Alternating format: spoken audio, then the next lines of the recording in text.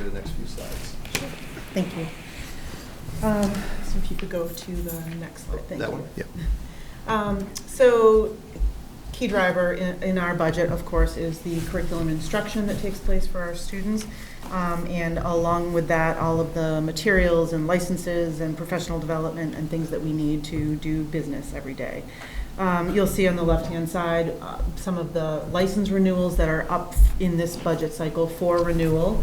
And what used to be, I think years gone by, we order textbooks, they sit on a shelf for 10 years, then we buy new textbooks and sit on a shelf. Now everything is a digital bundle, if you will, with materials that are sent each year and licenses that go along with them. So you'll see in a moment, I have the renewal cycle, so you can see the big picture projection for the next several years. But we are renewing our math K-8, our science for middle school, as the two big license renewals for next year. We are looking currently right now at changing and expanding the universal screener that we are currently required K-2 to have a universal screener. That's being expanded to K-3. We're looking at K-5 as well, knowing that it's likely what we need for our district. But currently the tool we're using, we need to change for next year and move to a different tool. So that's part of what you'll see in the budget. The equity audit findings, as we continue to work through that, there are implications for looking at curriculum materials, so that's all part of this process, as well as intervention materials for reading. You'll see as a big driver in our budget. Under professional development, again, the PD related to implementing the action steps from that equity audit. PD for consultants, this is an ongoing component of our budget, but supporting new curriculum initiatives, science of reading, ongoing support and coaching. Each year we have staff come on board who haven't had training in specific programs. We need to get them up to speed. So consultants and money for that type of training is included. Stipends for curriculum development related to the middle school and high school program reviews from last year. We have a multi-year plan to develop those programs based on the proposals they submitted here last year. And one thing that's important to note, the mentor program stipends fall under the professional development budget, and we have seen a significant increase in the number of mentors that we need to provide for new teachers coming into our district, just as Andrea's talked about in prior meetings about the influx of new staff and trying to get everybody onboarded. There's an impact on the mentor program as well, and the number of mentors we need to provide. So we are, you can see that even this year we're up at 46 for this current school year, where we were 31 last year, and I thought we were going to hit our ceiling there, but we did not. So. And prior to the pandemic, it was roughly 22 a year. It was how many new staff we were supporting with, professional teaching staff that would receive a mentor. So those are some of those key drivers. And as mentioned, this is the curriculum renewal cycle. I've got some big dues up here. Like I feel like it's my my budget that I'm at home, right, when everything is due. But you can see right now with this budget cycle, we are proposing to renew as I mentioned before, the science for 6 to 8 and the math K-8. And each of these different programs, come online at a different time. So I'm strategically trying to make sure that in any budget cycle, we are not having everything due at the same time. So trying to stagger those somewhat strategically as much as I can. We're also limited to these renewals right now need to be 3-year renewals and no more than that. So in the past that was a little bit different, but so we're trying to keep those in 3-year cycles.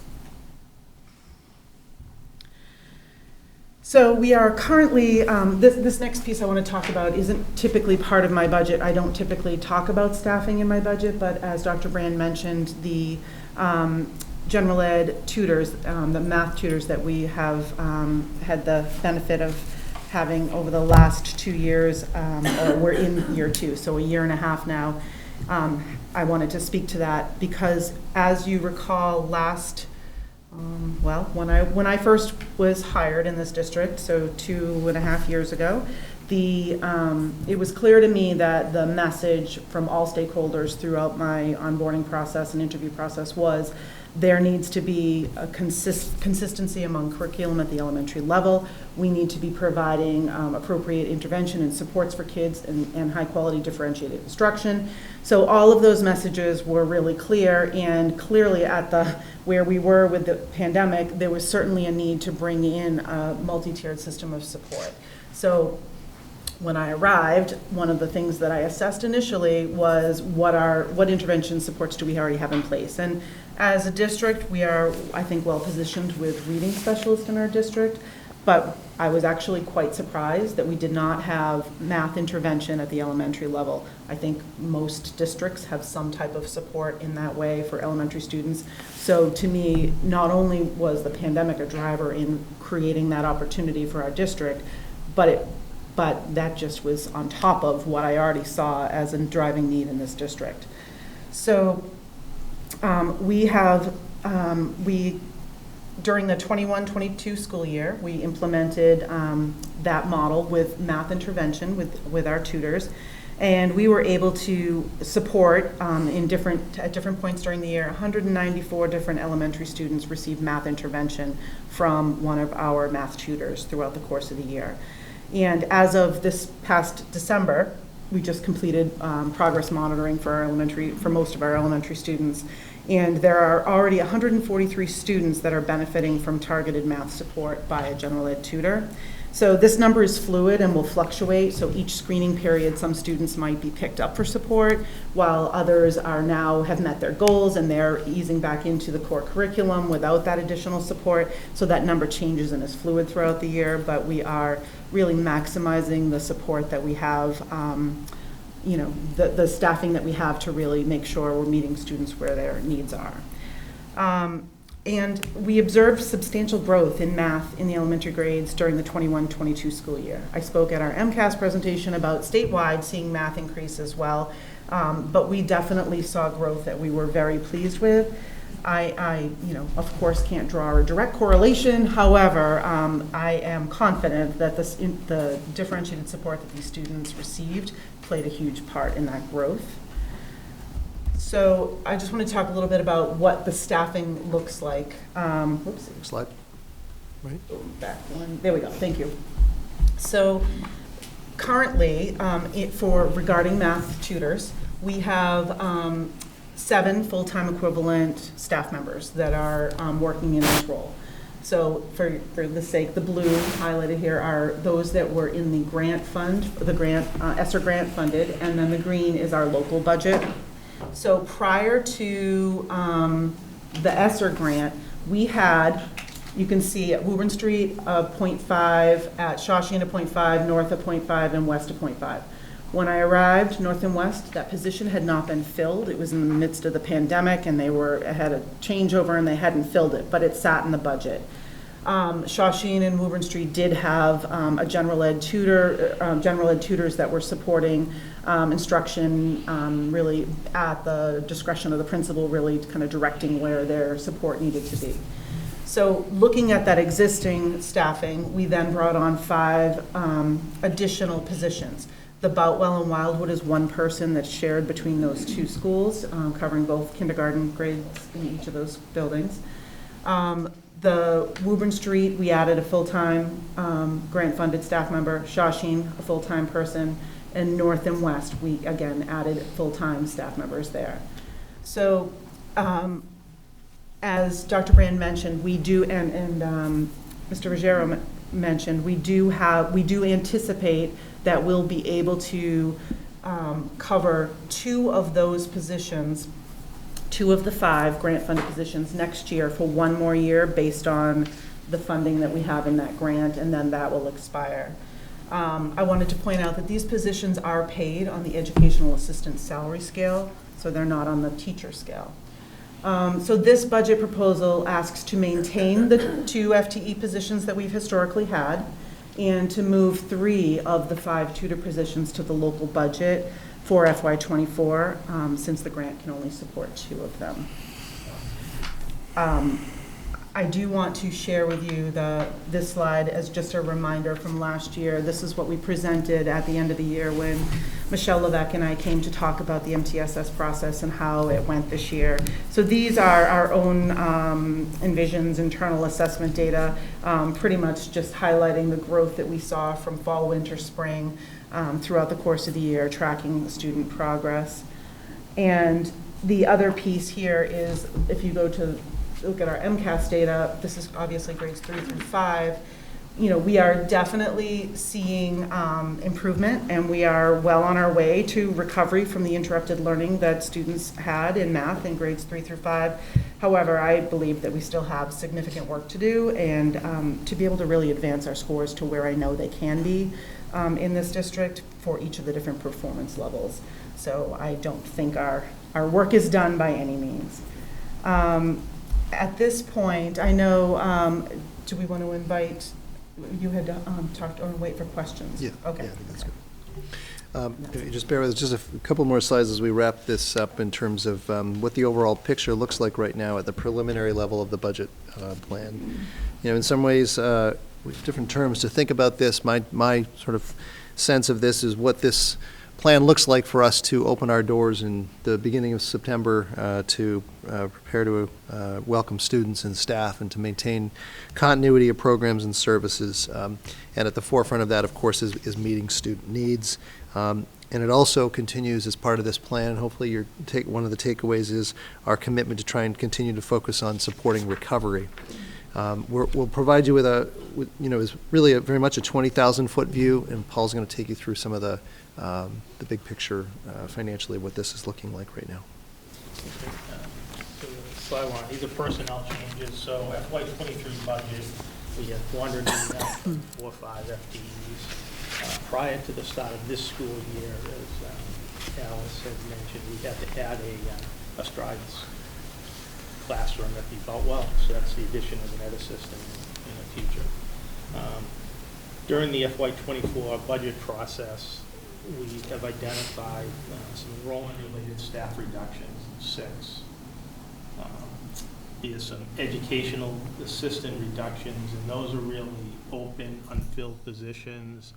A student may have moved out of district, they had a one-to-one, or gone to an out-of-district placement. They had a one-to-one. There were some other positions that someone resigned, we haven't been able to fill them, and Andrea worked with the various principals to see if these positions could be reduced from our budget, and that's the reduction of 6 of open unfilled educational assistants. There's currently a security monitor position at the high school that this year is not filled. I believe it's right now there's a substitute. Middle school? Middle school, I'm sorry. Yeah, middle school, that's have the sub in there this time, but we're going, this budget reflects a reduction of that position. Family engagement specialists, we're adding 2. We talked about that. Gen Ed tutors, we're adding 5, 2 of which we're anticipating to be able to cover in our ESSER 3 grant that expires at the end of next fiscal year. That'll be kind of using the rest of those funds. The ed assistants we're adding mainly for the STRIDES program, the 4 we spoke about, a school counselor we spoke about, and then adding 2 ed assistants and a teacher for a new classroom at the Shawsheen for next year, and a 0.3 ESL teacher. The number of students requiring those services has increased quite a bit, and the challenge is they're spread across all the schools. So the request from our CTL, ESL CTL, was if we could increase a 0.3 so we could cover and provide the mandated services for those students. So net, it's a increase of 4.3 FTEs, leading to 493.75 in this preliminary budget. The next slide, Andrea spoke to, it is our salary budget in FY23 was $36.4 million.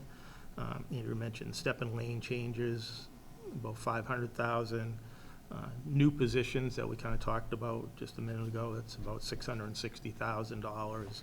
Salary increases, $991,000.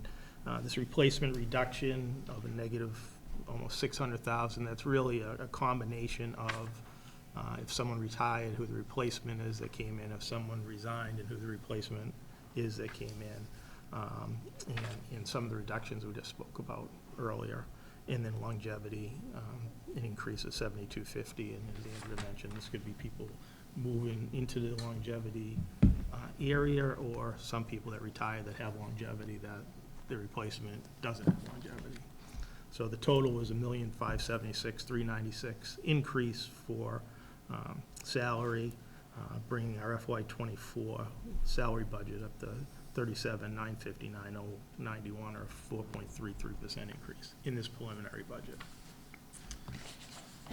Moving on to non-salary changes. Our FY23 non-salary budget was $9,552,770. We spoke about a few of these things, but you see special ed tuitions, we're anticipating a $701,000 increase. That's related to the 14% that OSD, or Office of, I forget what the acronym stands for, that, yeah, that authorized residential and day school programs to increase tuitions up to 14%. Also, we assume that collaboratives would go up anywhere between 6.5% and 8.5%. So that's what's built behind that. There's also, if those increases were zero, we wouldn't save $700,000, because there's different placements and students move from one placement to another and so forth. But that's the increase in special ed tuitions. A large portion of that related to the increase in rates. Other special ed reductions, about $5,000. Transportation, we spoke about. Curriculum and curriculum supplies up about $17,000, budget to budget. School office, other supplies, up about 11. Technology and classroom technology supplies, about $34,000 increase. We have been carrying the budget, a line item for consultant that was related to the Munis, the new financial system that we're putting in. We did not spend that, so we're going to pull that out of next year's budget. We'll spend a little this year, but then the Munis system, the new financial system, should be operational. The general ledger piece and the vendor payment piece is in operation now, working on payroll as we speak. Textbook library supplies, a small reduction, about $10,000 there. That's really due to last year. Again, this is budget to budget. Last year, we had some pretty large increases in some library supplies and textbooks. So we didn't need as much of an increase this year for that. Home hospital tutoring, a small reduction. Most all of that is covered within the student support services budget. Copier lease, as we talk about everything going up, we had to go out to renew our leases for our copiers. That's about a $5,600 increase. Maintenance repairs are up about $8,700. Most of that is related to some inspections of our equipment at some of the elementary schools, as far as climbing walls and so forth. And the SPED circuit breaker, this is an offset. We receive circuit breaker funds from Department of Elementary and Secondary Education based on special ed tuitions and claims, and we get up to 75% reimbursement. Alice goes through a long process of putting information together for the department, and then they come out. So we think we can increase the offset, if you will, and charge more tuitions to the circuit breaker than we have in the 23 budget. So that's a $137,000. It really ends up being a pickup, if you will. It's moving some tuitions to the circuit breaker. And then other changes, the whole bunch of things, about $1,000. So it's about a $712,000 increase, bringing our FY24 non-salary budget to $10,264,525, or a 7.45% increase, which is pretty good considering the special education tuition increase in the transportation, big increases.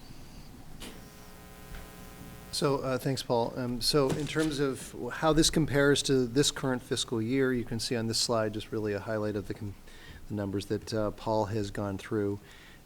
Fiscal year '23 on the left-hand side compared to fiscal year '24, and you can see the respective changes there. Again, that drawing attention to that 4.33% increase in salary, largely driven by a couple of things. The ESSER grant money expiring and bringing those positions into our operating budget. Again, responding to the expansion of special education programming has been talked about, and as well contracts that was also profiled at the beginning. In terms of non-salary, again, as Paul mentioned, 7.45% increase, or just a little bit over $700,000. The largest, arguably the largest piece of that, of course, is the increase in out-of-district tuitions at around $700,000. So all of those things considered, in my opinion, again, to the credit of all of our school leaders in this room around the table, you know, contending with those budget drivers as a roll-up number right now, this sits at 4.98% increase, or just a little bit over $2.2 million as we look ahead to fiscal year '24 at this point in time. There is another piece of the overall budget requests that it has not been really touched upon yet, and I'm going to ask Ken to take you through another important piece. That's our capital requests that largely under his leadership makes its way also forward to the town for consideration to help support a lot of our other needs. So, Ken? Sure. So as Dr. Brand suggested, most of this is technology. There is a line item for special education transportation vans in this. In FY24, we're looking for to request $100,000 to continue a multi-year project to replace projectors at the high school. This current school year, we replaced all the projectors in the first and second floor, as well as the auditorium projector.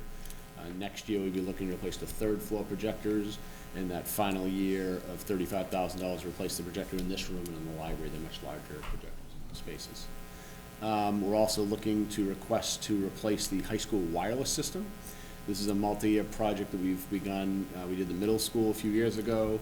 We actually had capital funds this school year to replace the elementary schools, but due to back orders, the equipment hasn't arrived yet.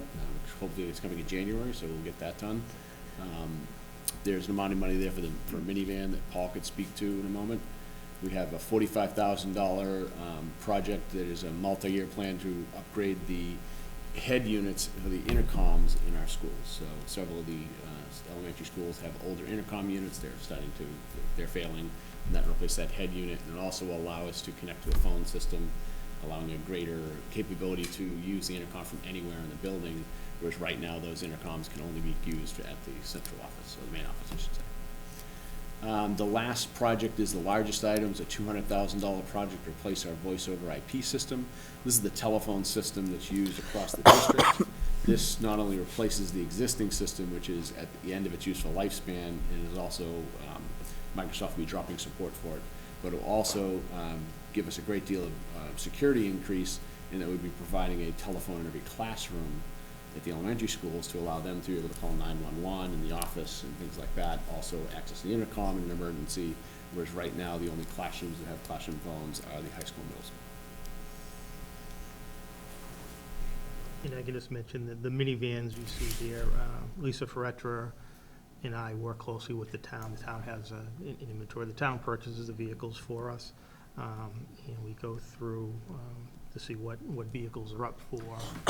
And we have, last year, this year, FY23, we did not have any vans for replacement. For next year, we have a van. One of the things here, as many other things, the cost has significantly increased. It's about a 8 to 10% increase in the pricing of the vehicles, and that's one thing. The second thing is, who knows if we'll be able to get them. There's a long lead time for some of these, but that's what we have in there for FY24. Out years is just additional vans that need to be replaced. In the bottom line, you see relocation of Wildwood students. That's in there as a placeholder right now. I think we'll talk about that a little bit later this evening. So, give your patience. I know we're trying to provide you as a committee with more information from some of the Some of the feedback in the past in terms of this budget presentation, the first one traditionally perhaps being maybe not at a level of detail that would be more helpful for you as a committee. So thanks for your patience as we work through this. It's a story, and it's an important one. I know that we don't often associate those terms of money and numbers and stories, but I think this is a story, and it's a story of where we find ourselves as a district. So where we stand right now, I firmly believe that this fiscal year 24 budget plan, if it was to move forward at this point today, would accomplish a number of things. First off, it allows us to maintain classrooms with staff that are highly qualified and support staff and faculty to meet and work with our students each day. It also, as has been mentioned a number of times, continues to support our efforts as a school community to educate our youngest students, specifically in the least restrictive environment. And Alice has, of course, talked about this specifically with our stages programming. I'll mention briefly, but we can profile this at a little bit greater level, the expansion of English language learners in the community, something that we are seeing a rise in, and so there's a component in here to help support that. I think it's continually important to point out that this budget includes support for our transportation services, as well as a significant portion of our athletic programs, and this allows our students and respectively their families to engage in those services and benefit from those services and activities without specifically having to pay fees. We talked about supporting families and students as well. This budget plan continues to support what we would term wraparound services and the work of the family engagement specialists. We have a presentation at the next meeting to help go a little bit deeper into that and exactly provide you as a committee with some insight in terms of what the important work that they have been providing to us as a community. And finally, as Ms. Elliott mentioned, this budget plan also includes a continuation of academic supports, specifically in the form of interventions to help support our students as we move forward with them. So next steps in the process, there are a number of them, but first off, tomorrow, in fact, members of the Central Office leadership team will be meeting with the town manager to better understand from his perspective as the town manager what it is financially that the town can support for departments like ours, and certainly there are other departments in town, fire and police and so on. Right now we are scheduled to come back before you as a committee on January the 18th, which is what traditionally is termed the recommended budget. And then on January 23rd, the town manager will be presenting his budget, followed by the budget hearing that's scheduled here for February 15th. So certainly a lot more activity to come, but clearly, without question, what will be pretty pivotal is what the town's capacity is believed to be to support our operations going forward. Thank you again for the members of our leadership team, those that are around this table and in the audience for their work on this.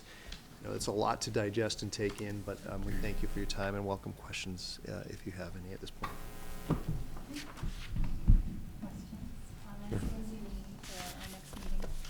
So, thank you. First of all, I want a phenomenal amount of effort as my first year through this budget process. The work involved in this is stunning and very impressive. There's two quick points I wanted to make. One is, as of November, the CPI the inflation for the country is 7%. A budget with a 5% increase means in real terms, you're attempting to meet all those fantastic goals with literally less money. So I think it speaks to the work done here and to the understanding of the financial situation of the town, that literally it is a decrease. Even though it's a 5% increase, in real terms, it's less money. So I think that's important for the community to realize the effort it takes to do that in this financial climate is really, really impressive. And I think that's a very important point for the town and the community to realize, while still trying to meet all those goals. And then coming in when I did to this group, in the scarring sort of experience of last year's budget review process, I think that slide 15 that talks to the changing enrollment and the changing staffing needs is a really important one for the finance committee to see and understand, and the community. So I think that really does show the impact, and that the school district does understand. General education enrollment has gone down, that teaching group has been sized appropriately. but the overall need has gone up by almost 30 teachers, 30 staff over that same time period. So thank you again. Thank you. Questions, comments, things that you need for Mrs. Plowman? I'm looking forward to hearing a little bit more from Ms. Murray about the family engagement specialist. I'm hearing pretty clearly tonight that that is something that the leadership team has found to be incredibly valuable. And I would love to just get a deeper sense and understanding of exactly the work that they're doing and how. So not always in our town do we have a high level of family engagement. I think that's been a significant goal of this group here. And so I obviously strongly support the family engagement specialist, but I'm just curious to hear in what ways the community is engaging with them and how they are accessing that resource and that support and what that exactly looks like and how much direct service and contact they're having with students, et cetera. So I'm looking forward to that. I want to just clarify, can I run down my list? Okay. I was noticing, and I just want to clarify and make sure that I understand, are there 18 new out-of-district placements for this upcoming budget? No, there were 61 students in this year's budget, and there's 62 in next year's budget. Okay, so I think So, and that factors the 7 students that have moved in. Okay, all right. That makes me feel better. So there's a I was- combination of students Okay. graduating, 'Cause I was aging out, reading, it said moving new. back to district. I was saying like new, so maybe I can just chat with you Sure. offline and understand that. So the students may not be the same, if that makes sense, but the numbers are up by 1. Meaning we might have students that aged out, that reduces from 61, and then we've had students that either added or moved in that increase it, but we're off by 1 from last year. Yep. Is the highest, and you don't have to answer this tonight, but Okay. I'm just trying to understand what population of our student body is needing to access out of district the most? Is it at the high school level? Is it at the middle school level? Just to kind of understand district-wide what the needs might be. It is historically elementary. Okay. Yeah, and it's usually a combination of students for whom have an autism diagnosis whose needs exceed what we can provide, as well as the population of students that might have some mental health and social emotional needs and behaviors that also exceed what we can provide in district. Not that we don't have students at a level, but as a whole, that's the group. Okay. Yep. Dr. Brand, you had referenced our growing English Yes. English language learner population at the very end, but I didn't really see where that was kind of reflected in the budget earlier. Yeah, and it's not specifically, but as part of the next, the go-around, if you will, I mean, I'll be sure to provide you with more information in terms of what that population is actually looking like, the languages that are included in that. Okay. I'm trying to balance a lot of information. I know this is Thank you. got a long Filtering time. it. Timestamps. Can I just make one more? So if a student has moved, let's say they moved from, also on that list that you're referring to, if they've moved from a collaborative to maybe a private day, they would come up as new. So they may have been in one budget and moved to one page and moved to another. That would also be an indication of a move. So when it says new, it doesn't mean that they are newly being placed out of Not district. necessarily. Okay, Yep. okay. And I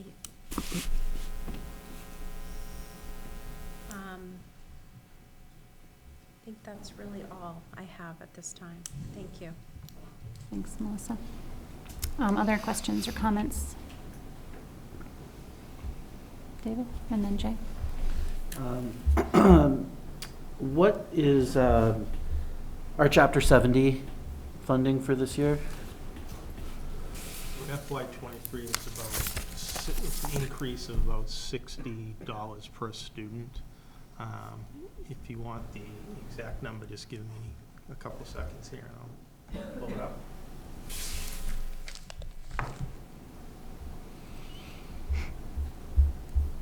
I know that we're, a minimum increase district. Yeah. yeah, we're kind of held harmless, and then we get a increase in FY '23, an increase of $60 per student. So it is. So our, yeah, you're right, yeah, it's gonna find it. So our chapter 70 in FY '22 was $11,553,710. In FY '23, it's $11,724,230, increase of $170,000. And just to clarify, that chapter 70 goes directly to the town. Correct. Good? I can let Jay go. I'll Okay. come back to some other stuff. Okay, go ahead.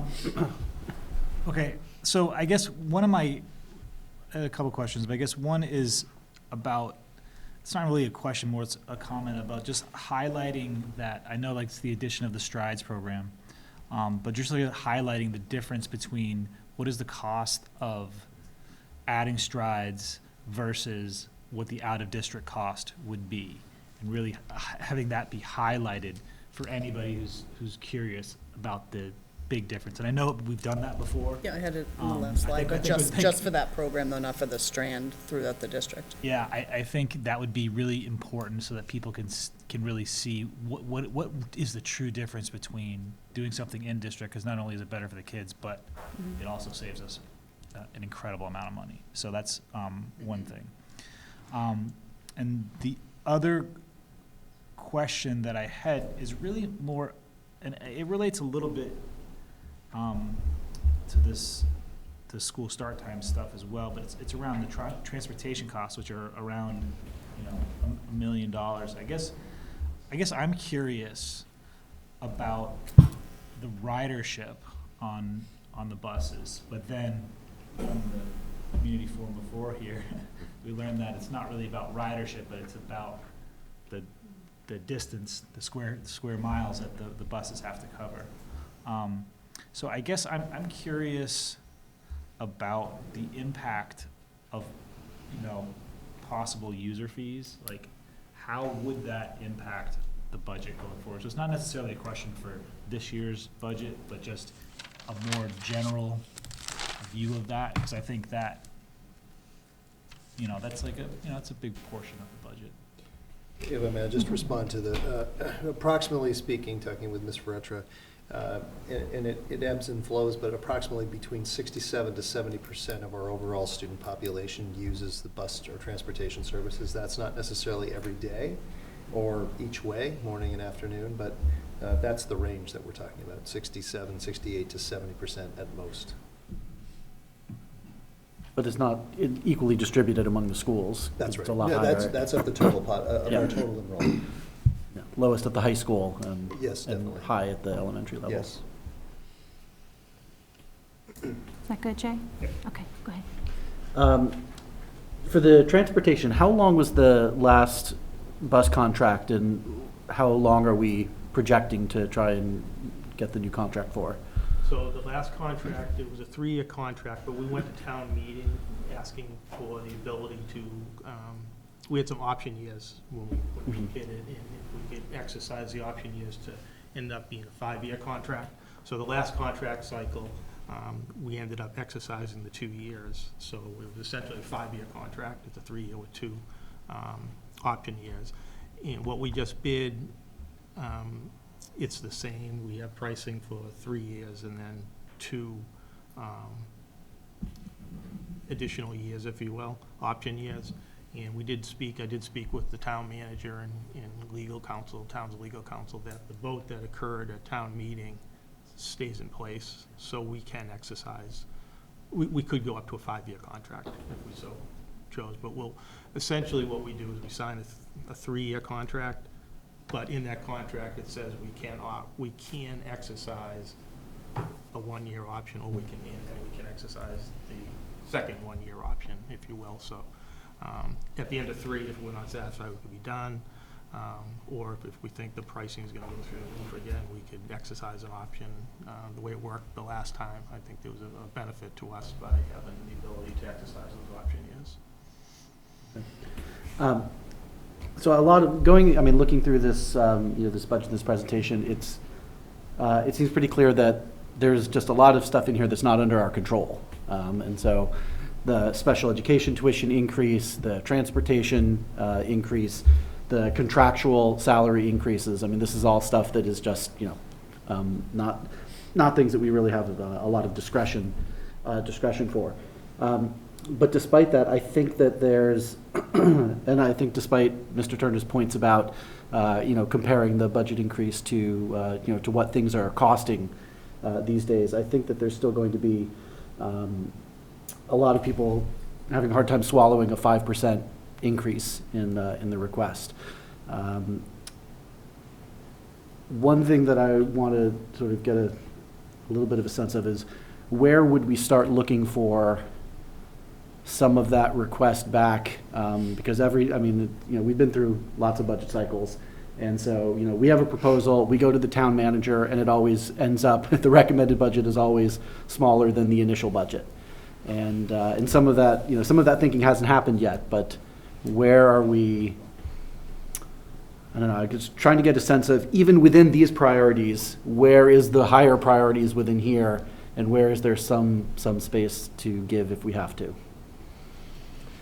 It is a great question, probably one that I would ask if I were in one of your seats, and to be honest, and so it's, we have not gone there yet. We've started with our central office team thinking about that. Tomorrow, obviously, is going to be an important opportunity to learn more about that. But I think the thing here is we try and balance our overall staffing and programmatic commitments, and also efforts around curriculum and instruction to continue to move as a district forward. At the end, depending on how challenging this is, the point of a gap or a tension between where we're at right now, and I do hear your point around almost 5%. I think at the end of the day, we are going to be talking about staffing here. We are, again, depending on what we might need to make as adjustments, and you as a committee might need to make as adjustments. And we most certainly will engage the budget subcommittee in this. It's already a thought that I have. We don't have a meeting scheduled next until right now, I think the end of January, but as we get through tomorrow and this week, that may need to be something that we very much move up to engage those members around this committee with, and then talk further about what those options look like. But we, because of those drivers, again, to use that term, and things that I appreciate your comment are largely out of our control. At the end of the day, I don't think we have a lot left to work with here, except when we're going to go to the realm of staffing. So, I'm gonna make one more point and then kind of wrap myself up. One of the budget drivers in here, and this kind of does come to the staffing, is the ESSER grants. And so, our ESSER money, except for the small amount that Paul identified is still on board, is going to be expiring. And there's, I think that there's, the very nature of grants, as you say, that there's an emergency grant when we're in an emergency. And so, we have a pandemic, everything is chaos in education and elsewhere. And so we have these grants to kind of, help us through and to meet some of the, the deepest needs that we identify when we're struggling in that situation. Once we get post-pandemic, and obviously we know that there's still, even though we're not in the, the throes of the pandemic the way we were, that we still have a lot of needs. But when that kind of emergency portion of the period is over, then, the grant money expires. And I think that we need to make sure, if we're arguing that, just like we really think that these, and, I've been in organizations before where, you get a grant position and then you just say, like, in the end, no, we really need to keep this. This is so valuable. It is worth putting into our operational budget, even if we might not have done so, we might not have seen it without having the position there already. But I think that's something that is certainly going to be a question there, that if this was essentially emergency funding and we're sort of past the emergency, is that something that that now the taxpayers should be absorbing as part of our budget? And I know that that's part of why we have the presentation for the next meeting that you're going to be talking about, for example, the family engagement specialists. So I think that that's an important thing for us to put forward, is to make sure that we are explaining the real value or need that we feel for those positions, even though they were initially funded, with money for something that is, expiring because we're in a new situation. We're operating our schools more or less as normal now, not as we were in 2020 and 21. If I may, I think the point is excellent and understood. From time to time, over the course of probably the last 6 months, 8 months, some have asked in different places, is there not still grant money? And I think it's important to point out that the ESSER grant money that we received, we utilized in this fashion. I wish there were more grants that were forthcoming as we're out of the pandemic, but still very much in recovery. The unfortunate reality is there's not. There may be districts around that got a whole heck of a lot more money than we did, and there are many who did. And they may have grant money that is still available for their use in the upcoming fiscal year. But that does not hold true for us, and I wish there were more grants. There has been not a peep of that from the Department of Education. So it's, as we sit here right now, of the belief that we're not going to have those forthcoming. We still will receive entitlement grants for student support services and the like, but nothing along the lines of these ESSER/COVID grants. On that topic of grants, can you explain a little, so I'm aware that there are some grant applications that districts can apply for like unique or special needs, I believe, and I don't know what that process is like, if that is part of sort of your process and your thinking. I'm thinking of like other districts where I know that I don't think it was correlated with COVID per se, but are there grants that exist that districts can apply for special circumstances or needs that may arise outside of a pandemic? There are, and the entitlement is a term, entitlement grants that we are afforded, like all districts from time to time, IDA grants and the like. Alice and Paul certainly can talk more about those, and Christine, but yeah, certainly there are grants. Some have also asked, do we have a full-time grant writer, or do we have a grant writer at all? We do not. The larger districts might, we don't. So that's not to say that some of our staff are not out there looking for grants that are, one-time use, a special project or the like. It certainly happens, and I can attest to the fact that those are explored when those pop up. Christine Murray's often out there looking for some if they're in the wheelhouse of what we're trying to do. But nothing that we're aware of, or at least I'm aware of, in terms of being able to say support some of these positions that we had that were a part of the ESSER grants. Can I go? I won't repeat, I promise. I just have a couple of requests, I think, as we move forward. If it's possible, and I've been trying to do this myself, but I'd really like to see these budget priorities alongside our strategic objectives. I feel like I'm trying to align a lot of it, and I'm like, okay, wait, where does this fall? So for me, it would be helpful just to make sure we're doing what we say we're supposed to be doing. And so one of the things I'm not seeing is equity. And I know it is here, but I'm trying to look, and I'm like, okay, where can I find that? So I think if we could be a little bit more specific as to how these priorities support the strategic plan as it stands now. I know that there'll be some revisions coming up, but that would be helpful for me. My other question is this 14% that we keep talking about, but it might not be 14%. Is that, am I understanding It's that up to correctly? 14%. Up to Yep. 14. So we if haven't. it's less, we're assuming we're Right. planning for 14. But if it were less, then Yep. great. Yeah, it would, if I could, it wouldn't be that $700,000 savings. Yeah. But there's also, superintendents are also in school committees have written to the legislators to say that it's something we can do to reduce this 14%, because we're not the only district that's grappling with this.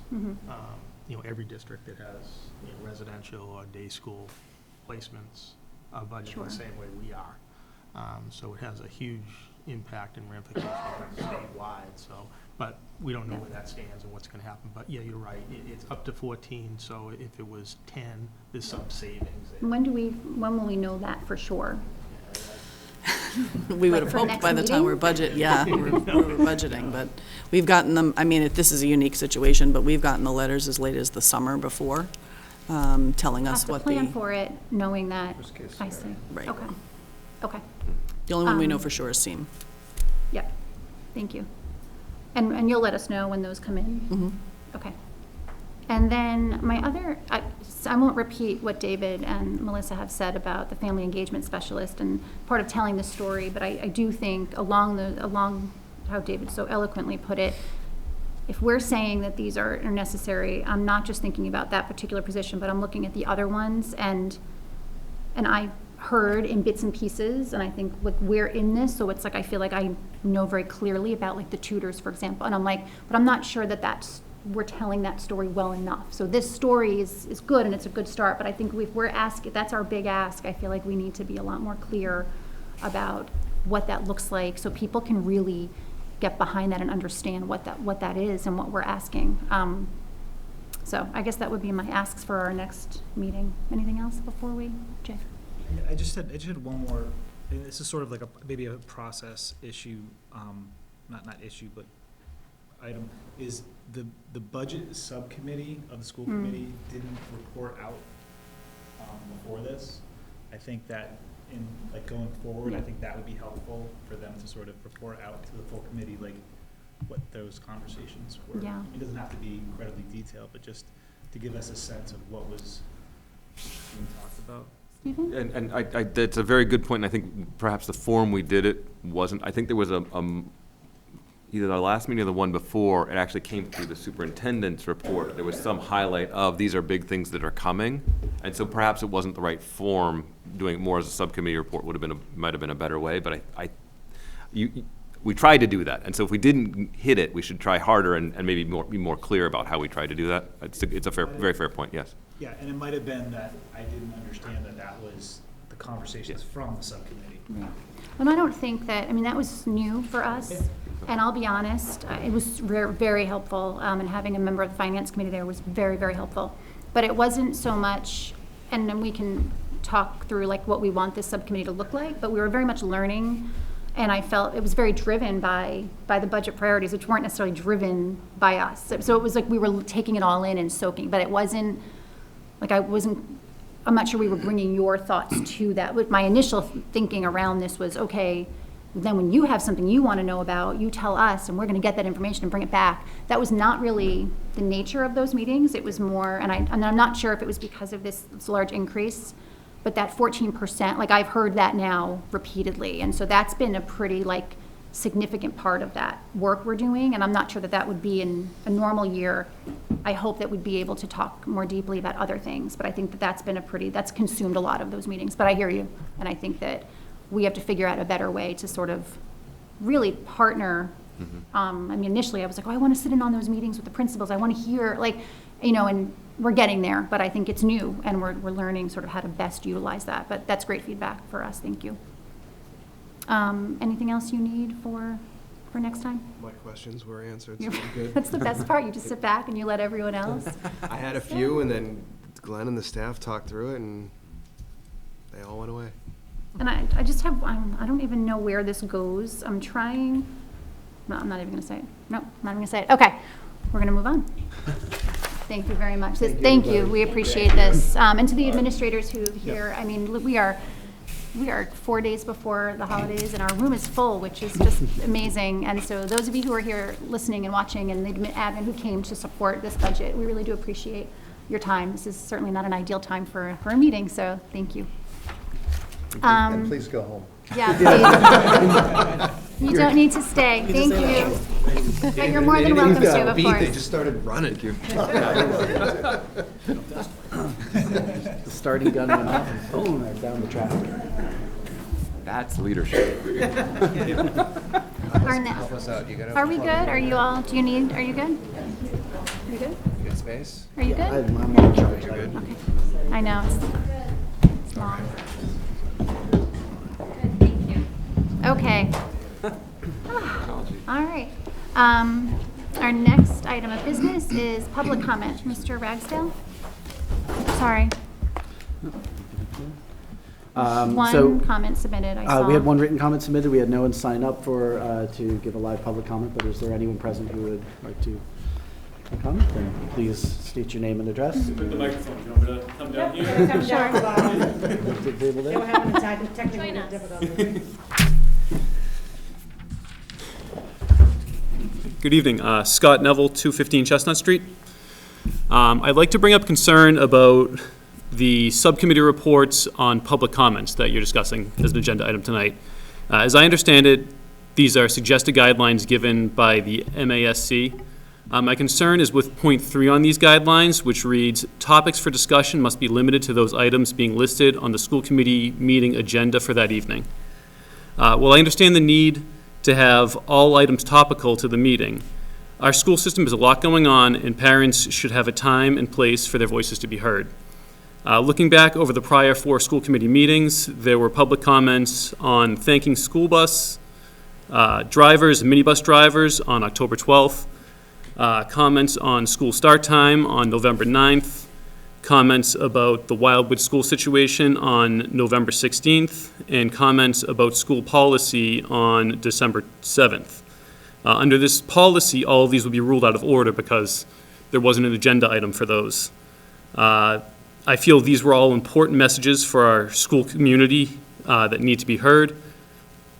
They can help drive agenda items, foster thought and discussion among the committee and the community, and they show areas where the community is either lacking in awareness or would like more information. The timing of school committee meeting packets being released can also lead to issues. This is usually not released to the public until Monday afternoon, giving the community little time to review the often over 100-page document. There's also an uncertainty on what will actually be said at the meeting, which may lead to questions and concerns that could only be addressed at the next meeting. I'd like to propose that item 3 be amended to include the previous meeting's agenda items as well as the current meeting agenda items. I'd like it if there was leeway given to comments about current school topics, things going on in the community that have to do with the schools. Also, in a time where teachers, school staff, and bus drivers are in short supply, it'd be nice to have a carve-out if a parent wants to highlight an outstanding job being done by one of these staff members. I want to be respectful to the board's time, but highlighting any extra effort should be encouraged by the community. Thank you for your time, and thank you for all you do for our community. Thank you. Is there anyone else who would like to make public comment? Excuse me. All right. All right, old business. So our first item under old business is the Wildwood study. Dr. Brand. Thank you. As I think, well, I know some of the members know, or all, this is has been a really active situation and fluid situation with regards to the Wildwood Building Committee. It has been very active the last few weeks. Thank you to those members of this committee who have also been a part of that committee. The focus of the work has continued to be around exploring an interim solution for the Wildwood School over this next 5 to 7 years. As you know, the latest option, I guess option number 17 in terms of the list of options that our consultant Durham Whittier identified, has included a focus on splitting or dividing the Wildwood School programs and services between the West Intermediate School and the middle school. And so, again, just the nature of the activity here is fluid, but we provided you with an update from last night's meeting. So this is really, truly hot off the press. Going back a week ago, the Wildwood Building Committee met and received an overall project estimate for construction costs for this proposal, the middle school proposal and the West proposal. Largely speaking, it really, the two, I would say, primary areas of focus for cost have been restroom facilities being constructed and built, and then outdoor play space. Last week when the Wildwood Building Committee met, in that proposal, as identified by our consultant Durham Whittier, there was a a rather extensive or pricey item of outdoor play space at approximately $600,000. I think it's worthwhile to note that the consultant built that based upon enrollment estimates, trying to comply with early childhood ECC guidelines for outdoor play space.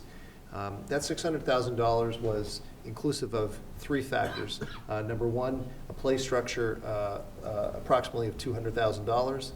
Certainly no members in the community might be shocked by that price tag, but play structures are incredibly expensive. I'm talking to Mr. McGaldy recently, about wall replacement, a wildwood replacement at the wildwood site would be somewhere between $120,000, $130,000 up to $200,000. They're not inexpensive.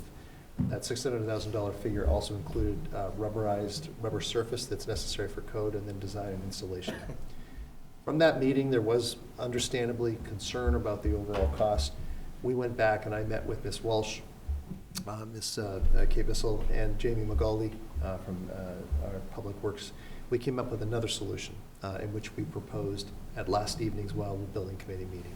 I've outlined that in the memo for you, and that total cost, Mr. McGaldy believes he can bring in under $100,000 for an outdoor play structure that would be portable, or not portable, but not permanent, could be moved to another location.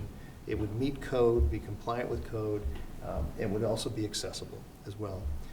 So that number, that revised number, was brought back to the Wildwood Building Committee last night. There's more detail in the memo. I won't go through it in the interest of time, but happy to answer questions if you have about that outdoor play space. In short, after all of that being considered, the last evening, the Wildwood Building Committee did take action, and there was a motion that unanimously was supported, and the recommendation would be that the school building committee move to accept and recommend that this middle school proposal at their meeting last night. And in the memo, you can see the exact language for that vote. They also, as part of that motion, included a cap financially of a not to exceed $1.1 million. Based upon our review of all of the different parts of this, I think that certainly will be able to quite easily support what we need to accomplish. So, as has been designed from the very beginning of this, the intention was to have the Wildwood Building Committee first make a recommendation to you as a school committee, and then you as a school committee move forward with also endorsing a particular option here. That total figure of $1.1 million, the last piece, it is our understanding that the town manager's recommendation would be that be included as part of our capital costs for the school department going forward. So we are looking for recommendation, hopefully, from you this evening, but I'll pause there and happy to take any questions or members of the committee. Great, thank you. Thank you for the update and all the hard work that went into this. The updated play structure, at least the pictures that were attached as a sample, is small enough, I assume it's one classroom at a time. And there's 12 classrooms between the two schools. Is there enough time in the day for all 12 classrooms to use that? Or would it be every second or third day, or that? I don't know the answer to that. That's a fair question, and I'm not going to put this all on the spot. But it is certainly worth to note. It is a smaller structure. I don't know I'm not sure how to respond to that, but I think that the key piece is that, I think the thinking is that with a combination of access to that play space, as well as just play space in general outside, that there would be ample area and ample opportunities for students to use that structure. Ms. Bissell, I don't know if you want to add to that. But I'm happy to take that one. Okay. Yes, it would require that classes essentially take turns to access that structure. It is a small size structure, and it's to be rated for pre-K students, so ideally we would manage to get as many classes as possible to utilize it in a day, but it would not be possible for all class sections to be accessing that structure in a day.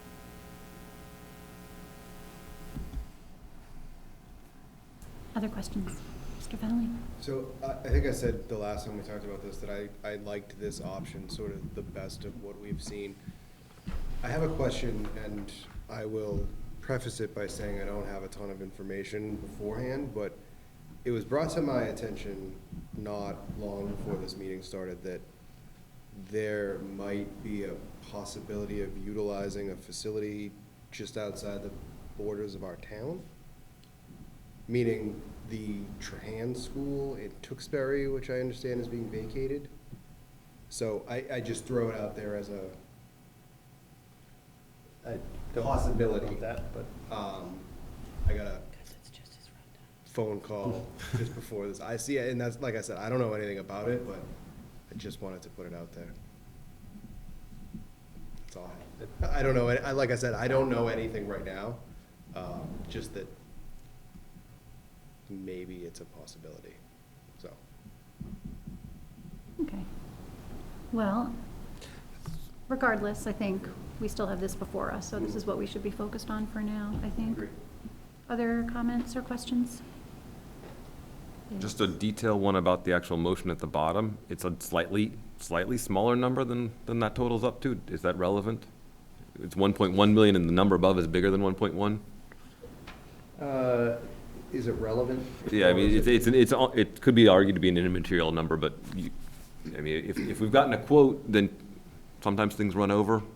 Should it say 1.15? Can I just? Yeah, please. So when the quote, this budget was developed, the design has not occurred yet. So there's various contingencies built in here and so forth. So through last night's meeting, the 1.1, 1.101 or whatever it is, but I think the 1.1 is the cap that the group wanted to put, and I think given that, if it came out perfect, I think we'd find $1,000 someplace to. Okay. I didn't know the level of precision we needed. Okay. I mean, regarding the issue of the sort of the fiscal cap, I don't know that we need to vote on a similar money aspect here. I think that our job as the school committee is to basically, sort of endorse the direction. Like the overall plan is basically, as has been explained to us, that, we're gonna, build and construct a school within a school. Like, we know the outlines of this plan, but use the West and the middle school to do that. And the fiscal estimates that we've been given, like these new budget numbers, let us know whether this is a feasible and practical course to pursue. And given that, so in my opinion, I think it is, and that we shouldn't, pursue this this course, but that, when it comes down to the actual money that's going to be requested at town meeting, that's something that will come out as, the school administration and the town administration work together on nailing down the exact details of these costs and come up with a warrant article that's going to go before town meeting. And that I don't think that we need to, put a cap on the number. I mean, if something about it changed when they were going through and like the, expected cost grew exponentially, then we would say like, this is not something we can put before town meeting. We don't think it will pass. We need to, look for another solution. I don't think that we need to concern ourselves as far as we go with dealing, with trying to, again, put some kind of cap on it. I think that if the project seems fiscally feasible under this, again, this cap that the building committee was comfortable with, then we can just, if the will of the committee is to pursue this course, that we can just say, we want to go ahead with this course, and then let that part of it work itself out. Okay, is that a motion? Are you making a motion? Sorry. Well, is there any other questions? I guess there can be think we're good, discussion afterwards. All right, I think move we're that the committee, I'm going to keep this very general. I move that the committee approve the plan as has been presented by Dr. Brand previously to the school committee for the Wildwood school to move to a combination of the West and the middle school as outlined in previous meetings. Second that. Any more discussion?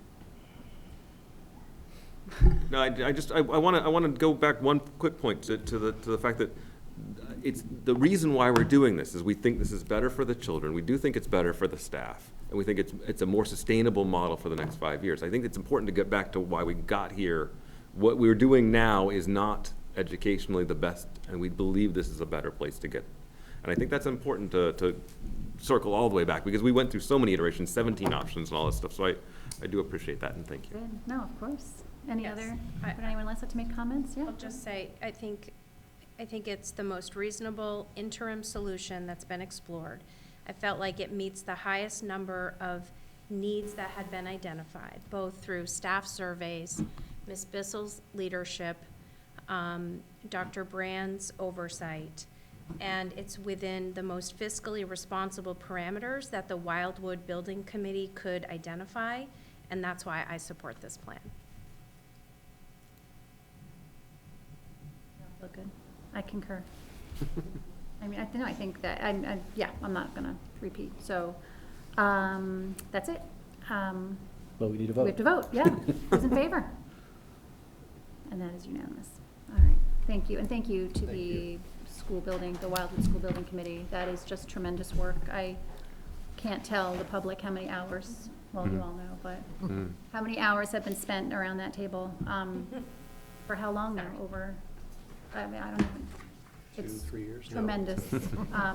So I'm sorry if I feel like I'm rushing it, but it feels like it's been, certainly been something a lot of thought has gone into. Thank you, Ms. and- Bissell. Thank you, Ms. Thank you, Bissell. Ms. Bissell. All right. Our next item is school start time updates and discussion. There's no slide for this. I mean, it's just a chance. I just thought we should have an opportunity in here to just share questions, concerns, thoughts, things you need, before thinking about our next forum, I have thoughts about that next forum, actually. So I think it's just a time for us to talk through sort of process and how we want to move forward in the next couple of weeks. The only thing I would ask is feedback from all of you on the way that went this evening, and if that was useful, if we should have done it in a different way, or if I was trying to summarize questions and trying to help get to what people were getting at, and it was a lot of common sorts of themes, and so if that was or wasn't the best way to spend that hour, because it was an important hour of time for a lot of folks in the community, as well as all of you, so it would. No, I mean, so I had thoughts on ways to structure it for next time, but I think how you summarized and then addressed it was fine. I mean, I wouldn't have changed that necessarily, but I think that we might want to think more critically about how we set that up for next time. There was, someone had mentioned earlier, Zoom, to give everybody an opportunity to engage and not have to necessarily come here and sit here. So I know that we have it listed in person, but I wonder if it doesn't make more sense I had initially suggested, we had talked one in person, one Zoom. Then maybe we thought 2 in person with a hybrid, like could we do both? Does it make sense to just move to a full Zoom session next time? So I just thoughts about that. And with that, it's difficult to do with the open forum, but to try and address more people, is there a way to limit and say, okay, I know having a timer and having it beep off in an open forum scenario doesn't sound right, but is there a way to try and ask people to be briefer or more bullet point, or however we can get that to flow? Like in the moment, I was kind of feeling like there should have been a host, essentially, like Yes, someone, moderate. Almost like walking around with the mic, like, okay, do you have a question? Like a little bit more, felt maybe to formalize it a little bit so that more people would have a chance to talk. I mean, I think that, and then maybe we need to think about additional opportunity. I don't know. I mean, but I think that there's probably a way to structure. I think Zoom could be actually a little easier for that, because you'd have the chat function. I mean, you'd have other capabilities that you don't have in person. So I don't know. What are other people's thoughts on that? If you did Zoom, you would definitely want to identify somebody who's letting people in, and sort of, maybe a couple of people, just someone letting people into the Zoom call, and then somebody sort of fielding the questions, almost like a live workshop, like if you have, if there's like a presentation and then people can ask their questions, and there is a host or facilitator that sort of asks the questions. Yeah. otherwise, I thought it was, I really enjoyed listening to people. I think that the community, you know, I would love to see more parents and families. There were a lot of, or I think primarily, mostly, perhaps all of the people who participated tonight were perhaps staff people. And I really would love to hear more from, you know, caregivers and families, you know, through their lens as well, not just staff who are obviously being impacted in terms of their employment and their job, but how does this impact families? I thought you did a nice job, Stephen. I thought that was a difficult position for you to be in, to sort of field all of that. And I hope that the conversation can, you know, I think it started out very cordial and which is the intent, you know. We want to be able to have discussion that's very positive, and obviously for people to express their concerns, but you know, I think it's important that we can maintain a level of, you know, courtesy to one another, because this is not an easy position for anybody to be in, and yet clearly you know, there's a clear need to really be looking at this and to be seriously considering this. But Just to summarize real quickly, of the 5 people that I noted that spoke, 3 were teachers and 2 were parents. okay. So it was a mix, but of the people sitting in the room, my sense was that 80% or so were teachers. So it was that way.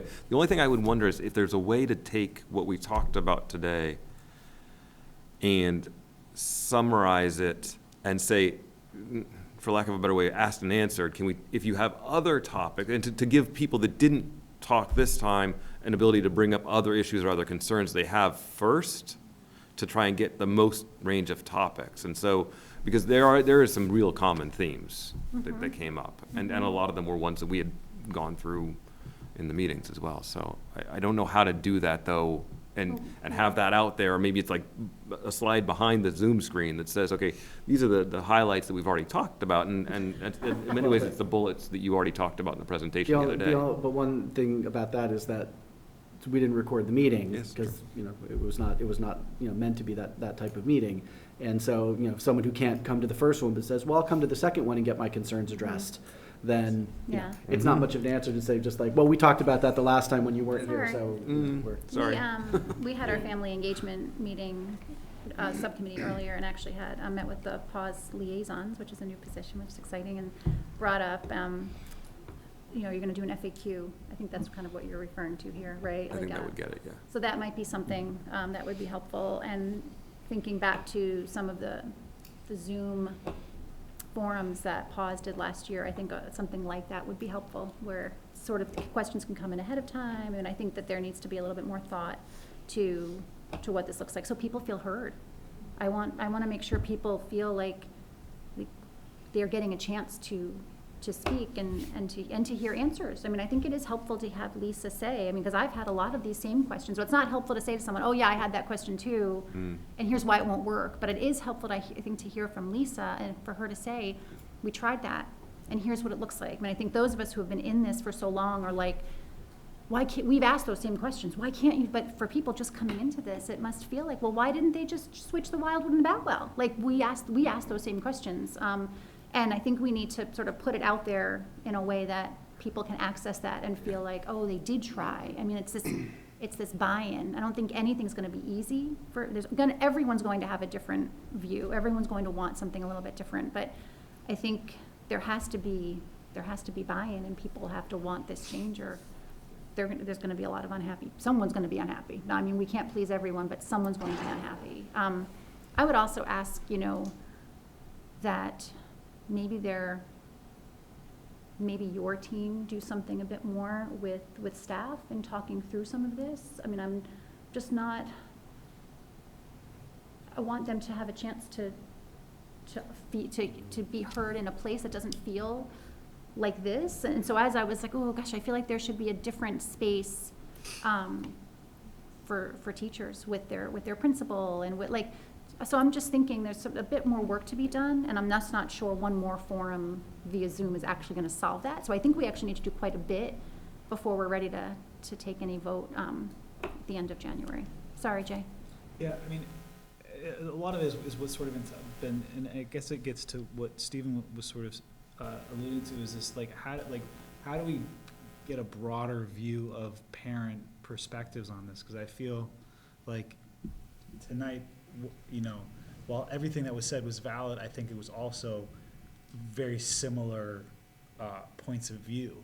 And I think that if we think, oh my gosh, this is a representative view, it might not be. I mean, that could be 10% and 90% of families are opposed to what they're, I have absolutely, no good sense of that other than what's from the survey, showed from the survey data. So I don't know, like you said, like, I don't know how you get that, but I think having a more representative set of perspectives, I think, would be more beneficial to the community, but especially to us who have this very difficult decision to make, Okay. And so I think it might have been I think we probably should have recorded tonight and made it available. I think that makes a lot of sense, because even if people are watching this meeting right now, Yeah. and they didn't, like, I feel like everybody was aware of that, but, like, no, it was I know. people that were here. Yeah. And so even people watching this meeting don't really know what we're talking about. I guess I And- was thinking of it would be more, like, I was thinking more of like a round table, like where, it was just sort of cordial and just, Discussion. yeah, less about, like, can I speak now? I don't know, but I think, it's tricky. Yeah. It's tricky. The Google form is a lot of parent feedback, Yeah. and that was in the packet, Mhm. so it could prompt questions or consensus, depending. My worry, I have, Sorry, yeah. I just have a concern. It's sort of like Jay was just saying, like, was tonight really representative of the larger community, and also that feedback, the forms that we got too? Because, I think it's true in any scenario that people tend to really participate when, you're in opposition to something. And I don't know how to gauge, like, what percent of people are actually feeling like this is a positive thing and that this proposal, meets, the majority of those needs that were identified, and is this, as reasonable of an option as people feel. Obviously everybody is going to feel how it impacts them individually. We cannot do that. We are in a position where we have to vote on this in the most neutral, objective way based on all of this feedback. But the feedback, that we hear, I would say 99% of the time, is because it's impacting an individual. And, it's hard to know, like, how accurate is the information that we have before us. David? To me, the point of the forums is not to try and grab a representative sample of, public opinion in Wilmington, because, of course, for all the reasons you've said, that would be impossible to do. There's no way to know. But I think the point of it is to hear the feedback. It's like whether it's 10% of the people or whether it's 50% of the people, it's important for us to hear it and for people to know that we've heard it, so that whatever decision we make, and we have to ultimately make a decision based on what we think is in the best interest of the district overall, but hearing the feedback informs our decisions and enables us to see the issue more clearly and more broadly. But I don't think, even with a survey, like, we could actually, we could send out a survey, but, the response rate is not going to be incredibly high. You're always, to some extent, kind of just like working in an area in which you don't know what everyone thinks. But to me, that wasn't the fundamental purpose of the forum like this, that we want people's voices to be heard, we want to hear their feedback, take it into consideration, and then based on that, and, the other, we've heard downsides, but there are benefits as well, make the decision that, we ultimately need to make. So a lot of fantastic points. The FAQ idea, I think, the thing about that is I think you've got 90% of it already done. In all the slide work you did for the prior meeting, it really does talk to it. So if we restructure it without a whole lot of new effort, is where I'm going with that, I think it could be something we could have available. I do think the teacher conversations that you suggested, Dr. Bryson, is very important. And part of also that could be some of the current teachers that are moving to different times saying, okay, this is how we manage this bit, and it's okay. You know, could be some of that conversation, because to the other point, the overwhelming number of teachers, as I saw it, were all from the north side of town, which implies that, and maybe it'll be proven very wrong on the 18th, that the teachers on the west side of town were not motivated by an overwhelming concern to be here. So that in some ways the people who show up and the people who don't show up in some ways give you some indication of where people stand on an issue, to the points you both made. And then the other piece about what do the parents think and what does the larger community think, going back to the work that PAWS did and last in the spring, there were some really clear top goals. And part of why I was most comfortable with what was presented with this option is the top 5, it is perfectly aligned with those top 5 goals. And it's well aligned with the next 2 or 3 as well. And so when we think about how do we get good feedback, part of why we went with the forum idea was because we felt like we already did have one really good set of data. And this was, to David's point, supplemental to make sure we heard people that had concerns and thought through them as we made a decision. But really, if you haven't looked recently, the slides from April or May of last year, earlier this year, really do provide a good framework for viewing the current proposal. And so I think that's important for all of us. And to that point too, Stephen, I remember when PAWS presented that, that information to us, that survey was very intentionally worded in a way that didn't elicit opinion, but sort of helped families to identify, priorities and goals within their family and their and needs. Mm-hmm. There's a slight difference in how that. So I do feel like that the survey and going back to that data will be an important part of my decision in this process. The one thing that I did, a piece of information that I think, might be helpful, and I'm not, is what would be the impact of enforcing like our policy and possible bus fee? Like if what impact would that have if we said we need to, whatever our policy says, whatever that mile zone or whatever it is, like if we were to enforce that and we were to have bus fees, like what would that look like? I think that's part of this that hasn't been explored, and I think that may have, some of the concerns I think tonight were around some of that stuff, and I think that having a more concrete answer to that might be helpful to us making the decision and also to people who have those concerns. Mm-hmm. So I don't know if that's possible. I don't even know what It's a good point. Can we do that? Can we is crunch? it possible to have some rough I think numbers?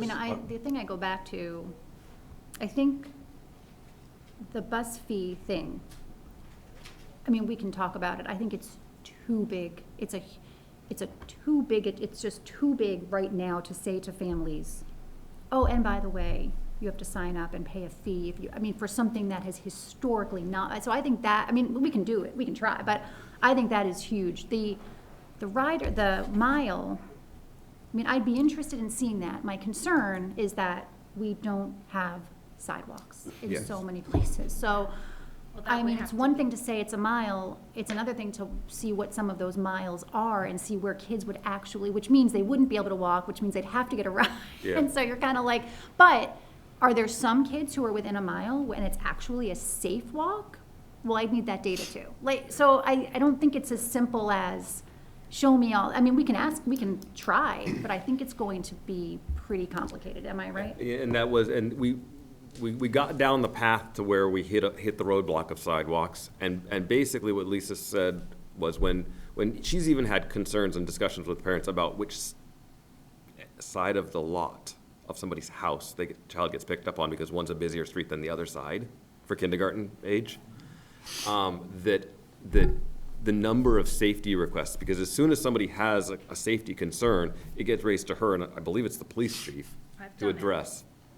Yeah. I've done it for my own kid. And so her thought was, we can try, but what will end up happening is an enormous number of safety requests, and we'll end up probably back to 90, whatever, a very large percentage of the kids would end up getting picked up anyways. And so we didn't push hard on it. It's a fair question. We started to address it and then ran into the lack of sidewalks, and we could put a warrant forward to have sidewalks everywhere in town, but that might not.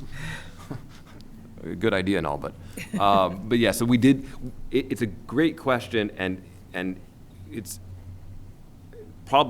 still good to know what that would actually look like, but the practical answer is it probably would run into a brick wall, so But it doesn't mean we can't ask for Yeah, that. for sure, I mean, for sure. how It's a many good students question. live within a mile? I mean, I think we can Yeah. certainly ask for that information. David?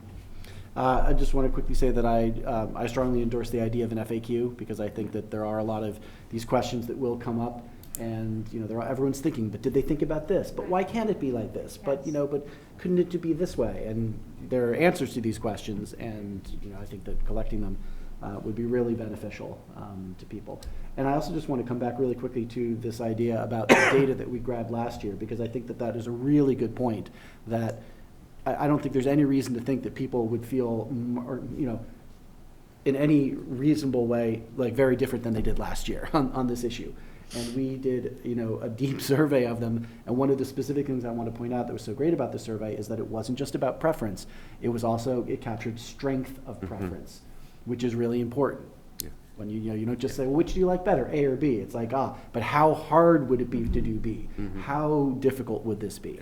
And we had a lot of data about, like, this would be impossible for my family versus, I wouldn't like it, but I could do it. And that's such crucial data. So we really have a lot of great data that we did from last year. And a And good sample size too. Yeah, it was over 1,000, sorry. I've just given up. Go ahead. Just talk amongst yourselves. No, It was over 1,000 people, I believe, responded, and it was May 25th is the packet, and it's item 10A, and the priorities is slide 13, and the overall high level of the scenarios is slide 5. So if you guys need to look, that's where it all is. And for anyone in the community who wants to go back and look at the survey, it is in the archives there from May 25th is where that survey is. They're listed as. 25. They're on our website, just Yeah. archived for last school Yeah, year. item 10A from the 25th of May, and I've reread it about 5 times in the last 2 months. But it's also a shortcut to it too, like the shorter condensed version was on, I think, Glenn's proposal. It was, Yes, yes. yes, yes. And all of the start, just as a plug to all of the start time information related to this is on its, you don't have to go to the policies for members of the community that are watching. There's an actual start time section under district initiatives. Yep. Yeah. Okay. All of the presentations and any of the reports are all right there. Okay. I'm just not sure about the intention of the virtual, just to clarify, or in person for the January 18th forum.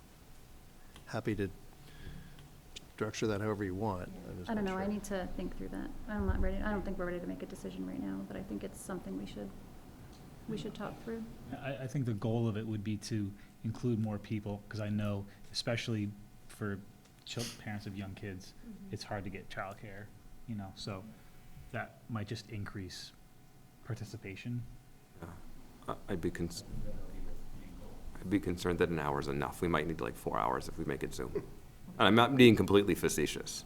I worry about that, because we could have talked for 2 or 3 or 4 hours tonight, easily.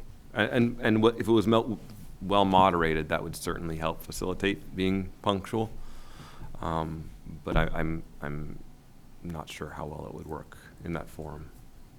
If you were going to go that route, and perhaps you're right, if more time, then we would obviously need to look at a different date, because January 18th is school committee, and I wouldn't imagine you'd be inclined to start before 6, wouldn't think. Maybe not, maybe that's not true, but. Okay, well, we'll iron out the details. Okay, all right. Subcommittee reports. Unless you have one I saw it in there. Do you want to say anything about it? I had 3. Just for the community to know, if you missed, for CPAC, if you missed the Who's Who in Special Education presentation back in November, there's a link that you can access now on the district website. So if, your people have changed and you're wondering who's my point person or et cetera, you can find that.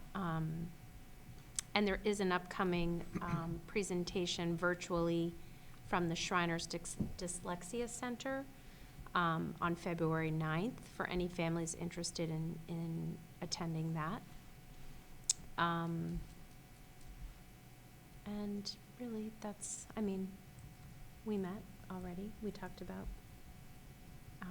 family communications relations, and WEF tabled their meeting from this month, but they just wrapped up Cards for a Cause, which is a middle school, high school fundraiser. And that's my subcommittee report. Thank you. There's a couple of policy subcommittee requests on here, so hopefully the policy subcommittee can meet. We're scheduled to meet the first week of January. Excellent. And so these are just some things that have been coming up. Student involvement in decision-making. I mentioned this last time. And then public comment. So if we could take a look, like we've uncovered, we have 2 policies that say a couple different things. So if we could clean that up, that would be very helpful. Yeah, we were trying to meet in December and then it just got too crazy. Perfect, thank you so much. So for first week of January. Correspondence, MJ? I've been promoted. None this evening, no. And then, future school committee dates, other notable items, January 18th, we will have another community forum, stay tuned for details. And then January 25th, we will have our regular session meeting, and the 18th. And then the following week, so it's back to back. And I think that is everything, other than have a lovely, why are you looking at me like that? Is that bad? Have a lovely holiday, and hopefully a restful break. And if there's nothing else, then just a motion to adjourn. So moved. Second, Mr. Fennelly, all in favor? Unanimous. Thanks, everyone. All Good right. night. Good night, everyone.